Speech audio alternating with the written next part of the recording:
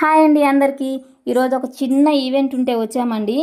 బిర్యానీ అయితే సూపర్ అంటే సూపర్గా ఉందండి. ఎంత బాగుందంటేనండి ఆ పిల్లలు తినేటట్టు స్పైసెస్ సూపర్గా లిమిటెడ్గా ఉన్నాయండి. మీరే చూడొచ్చు. ముక్క పట్టుకుంటే అట్లా తునిగిపోతుందండి.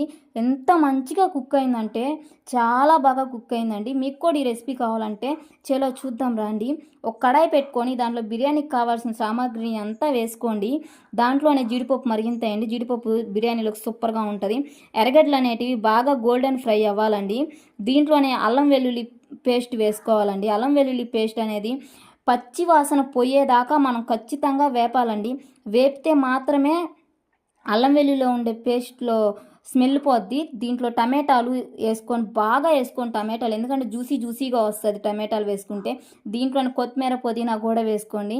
పుదీనా అనేది స్మెల్ బాగుంటుంది, టేస్ట్ బాగుంటుందండి. అందుకని కొత్తిమీర పుదీనా ఎక్కువ వేసుకోండి. దీన్ని బాగా వేపాలండి. దీన్ని వేపేటప్పుడే కొంచెం ఉప్పు వేసుకోవాలి మీకు తగినంత. దీంట్లో పసుపు, గరం మసాలా, చికెన్ మసాలా బాగా వేసుకోండి. ధనియాల పొడి కూడా బాగా వేసుకోండి. దీన్ని బాగా మిక్స్ చేయాలండి. ఎంతలా మిక్స్ చేయాలంటే టమాటాలు ఎంత వాడితే అంత టేస్ట్ వస్తుంది, అంత గ్రేవీలాగా అంత జ్యూసీగా కూడా వస్తుందండి.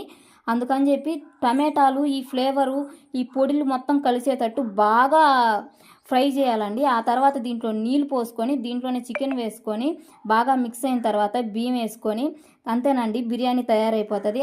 మీకు నచ్చితే లైక్ అండ్ సబ్స్క్రైబ్ మాత్రం మర్చిపోమాకండి. బాయ్.